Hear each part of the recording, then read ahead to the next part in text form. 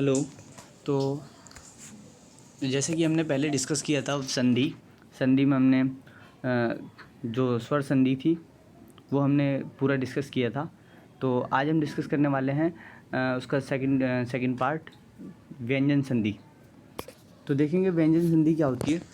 तो जो व्यंजन संधि है, व्यंजन संधि व्यंजन के साथ स्वर अथवा व्यंजन के मेल से उस व्यंजन में जो रूपांतरण होता है उसे व्यंजन से कहते हैं, व्यंजन संधि कहते हैं। मतलब इसका मतलब ये हुआ कि कोई भी एक व्यंजन में, व्यंजन यानी क से लेकर ज्ञ तक, इसे हम व्यंजन कहते हैं। तो क जो व्यंजन है, तो व्यंजन के साथ जब किसी स्वर का मेल या व्यंजन के साथ व्यंजन का ही मेल जब होता है, उसके द्वारा जो व्यंजन, जो हमारा मूल व्यंजन शब्द था, उसके अंदर जो रूपांतरण यानी कि जो बदलाव आता, परिवर्तन होता है, उसे ही हम व्यंजन संधि कहते हैं। तो यानी कि इसके अंदर एक बात यह है कि जो हमारा व्यंजन संधि में मूल शब्द होगा वो व्यंजन का होगा।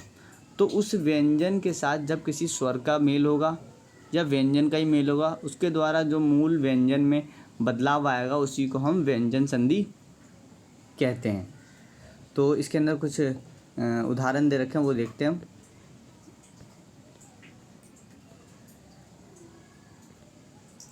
जैसे प्रति प्लस छवि, प्रतिछवि, दिक् प्लस अंत, दिगंत।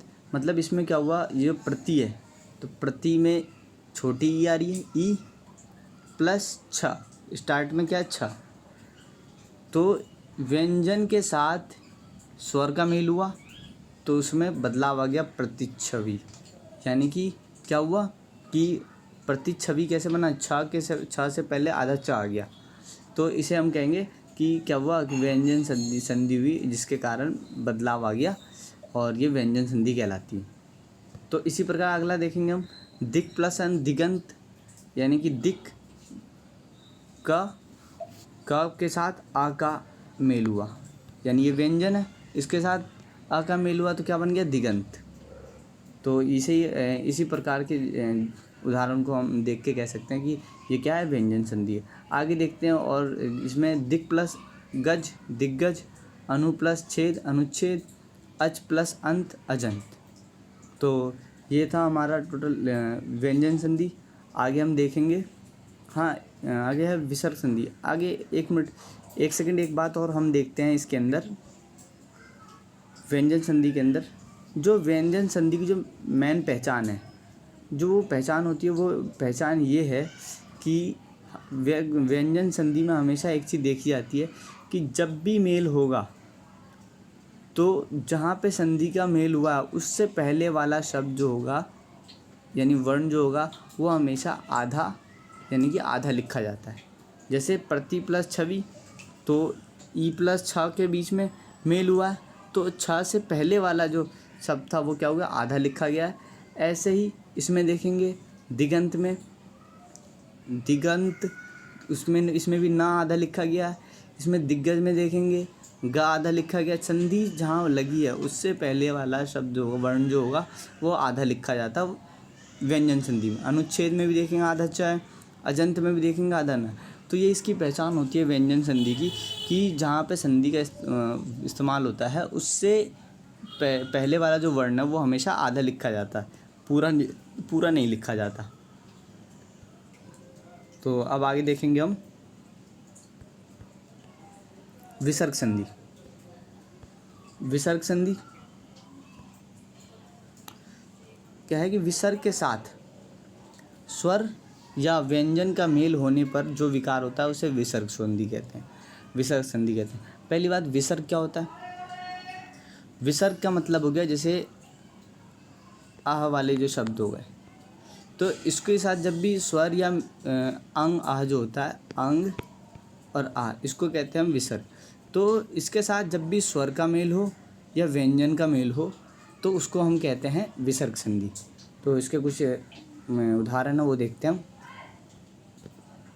जैसे मनः प्लथ रथ, मनोरथ, यश प्लत अभिलाषा, यशोभिलाषा, अधः प्लत गति, अधोगति, नी प्लस छल, निच्छल, दुह प्लस गम, दुर्गम।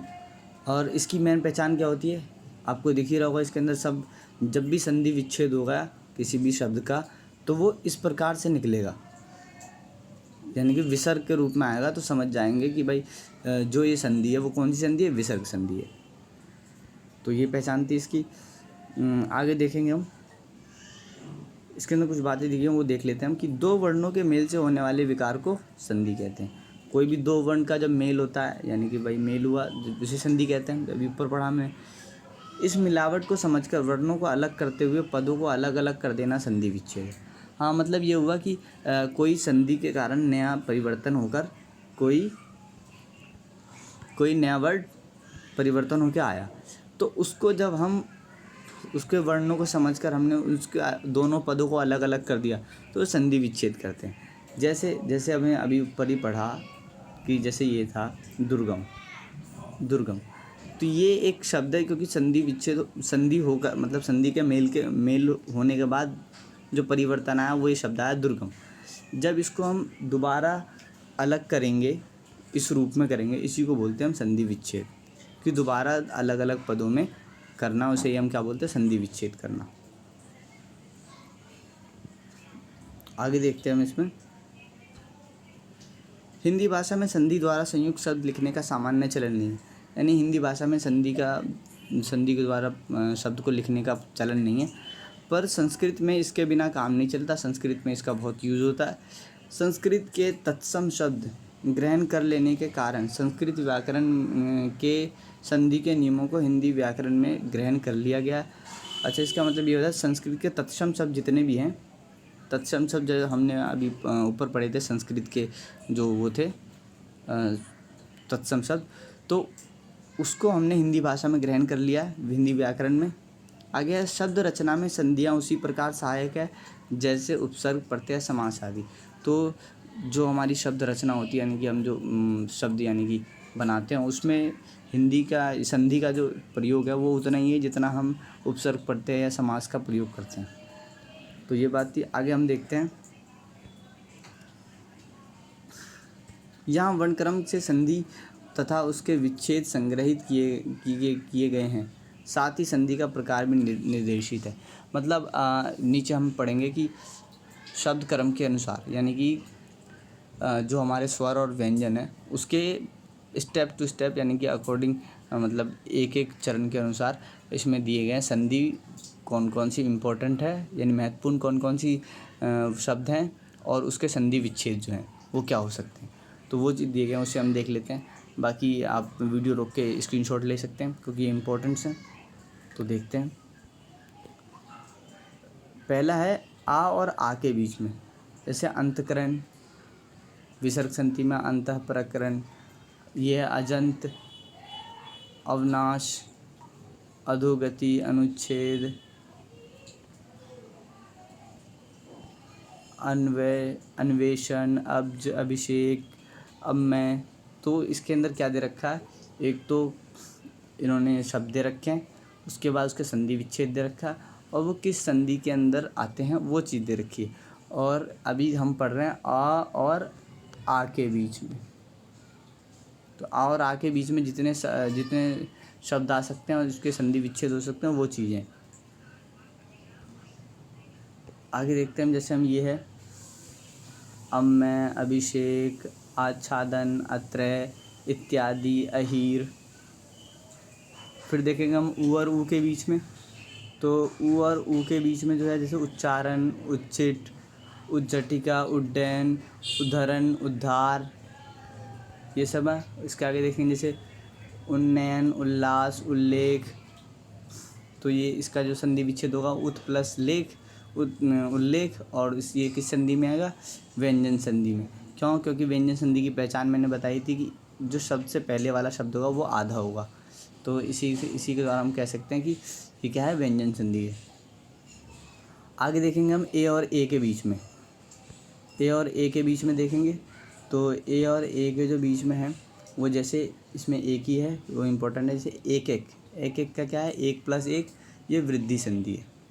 वृद्धि संधि में मैंने बताया था ये डबल मात्रा लगती है, इसकी पहचान होती है वृद्धि संधि की। आगे देखेंगे हम औ अंग आ, तो इनके बीच में वैसे अभी इम्पोर्टेंट है नहीं कुछ, लेकिन अगर होता है तो फिर उसको आप देखेंगे कहीं और सोर्स अगर मिले तो। आगे देखेंगे हम व्यंजन में, ये तो स्वर की बात हो गई, यहाँ तक स्वर हमारा कंप्लीट। अब देखेंगे हम व्यंजन में, तो का और खा के बीच में क्या क्या है, जैसे किंकर, किंचित, ये व्यंजन संधि में, ये भी व्यंजन संधि में। ऐसे देखेंगे गा घा अड़ा के बीच में, गा घा अड़ा के बीच में जैसे गायक, गायक, ग्रीश, चा छा के बीच में देखेंगे चतुष्पाद, चतु प्लस पाद विसर्ग संधि में ये। ऐसे ही देखेंगे हम आगे ज झ यहाँ के बीच में तो है जगदीश, जगत प्लस ईश व्यंजन संधि। ऐसे ही जलोर्मी, ऐसे ही टा और ठा के बीच में, टा ठा के बीच में नहीं है, डा ढा ना के बीच में भी नहीं है, ता था के बीच में भी नहीं है। इसमें देखेंगे फिर ता था के बीच में तट्टिका, तद्धित, तद्रुप।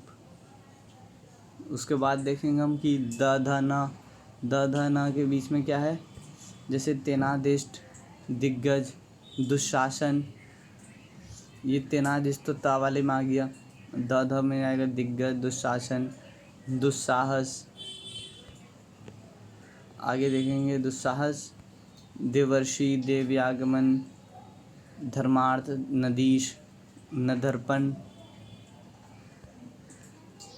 और है जैसे नमस्ते, नयन, नरेंद्र, नरेश, नारिंदु, नाविक, निराशा, निराहार, निरोग, निर्धन, निश्चल, निश्चल, निषिद्ध, निष्कलंक, निष्फल, निसंतान, नीरस।